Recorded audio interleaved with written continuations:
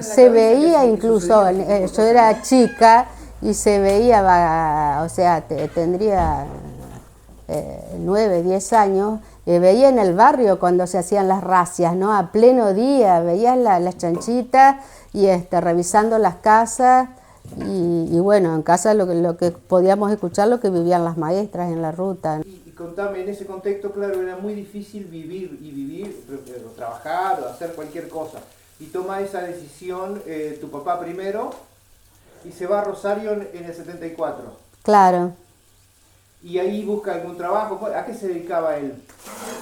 De todo, era un hombre que se daba maña maña para todo, Julio Ramón Cachenot. Julio Ramón Cachenot. Tenía, había sido hombre de campo, después fue camionero y en Paysandú tuvo el taller de autos y era muy buen pintor de autos, ¿no? Seguime hablando un poquito de él, porque te conté que estaba un investigador local haciendo ahora el repaso de varias familias de guayabos. ¿Él tuvo que ver con guayabos? Probablemente, sí. A ver, agregame ese detalle que no es menor. Yo trato de aportar... Sí, decime. Él es nacido en Guayabo junto a María Luisa, la nena que murió hace poco de 100 años, yo creo.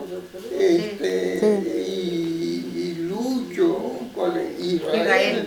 Todos nacieron en Guayabo ahí, porque don Luis era mayordomo de la estancia, porque no, creo cuando la reventaban a mí no hacía. ¿Tu papá se va en el 74? En el 74, en una época en que Argentina todavía había trabajo, digamos, posibilidades de trabajo y que se iban muchos uruguayos. Era lo posible, lo más cercano. ¿Y tu mamá se queda con ustedes en Paysandú todavía ejerciendo la profesión de maestra? Sí. Y obviamente con la ayuda de la abuela, ¿no? Porque mientras a veces mamá iba a las escuelas, bueno, en el transcurso de la semana nos quedábamos con la abuela. ¿Cómo se llamaba tu abuela? Victoria Fender, otra luchadora y otra trabajadora social desde la iglesia, digamos, ¿no? Sí. ¿En qué barrio de Paysandú te acordás que vivían? La abuela vivía en Florida y Perú. ¿Y ustedes? Entre Florida y México. Y nosotros en Baltasar, Bruni y Bolívar.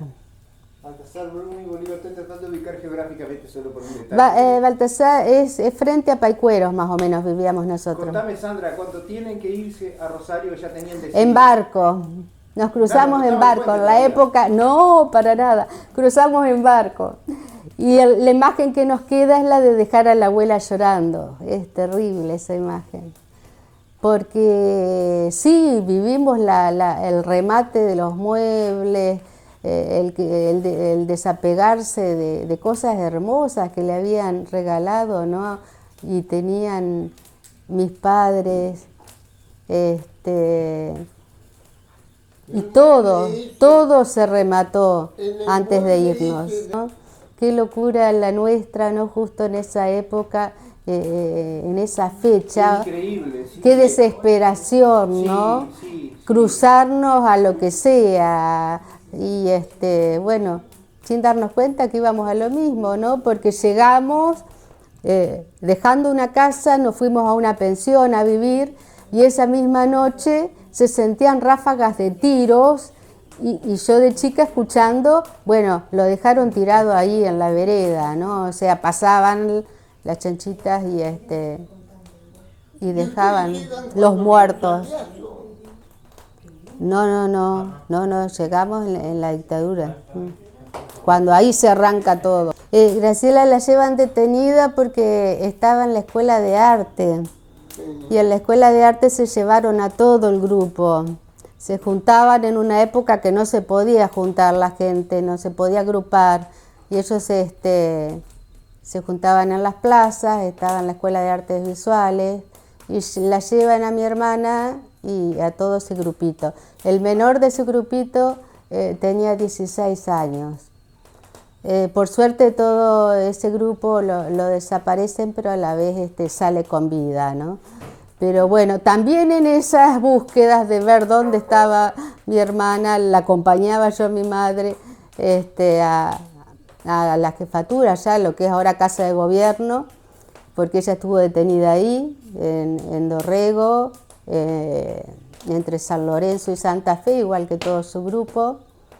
Y bueno, por ser simplemente joven, estudiantes, y a lo mejor haber volanteado un poco sobre troquismo. En casa las cosas que se llevaron era una revista Gente que tenía la cara del Che, y entre ellos se decían, mirá, esto es testimonio, anotalo y llevémoslo. Y después yo me carteaba porque no conocía gente, me carteaba con presos. Me carteaba con gente desconocida, porque al llegar a un lugar donde no tengo amigos, bueno, me carteaba a través incluso de una revista que era religiosa, de Skew, y no sabía con quién me escribía.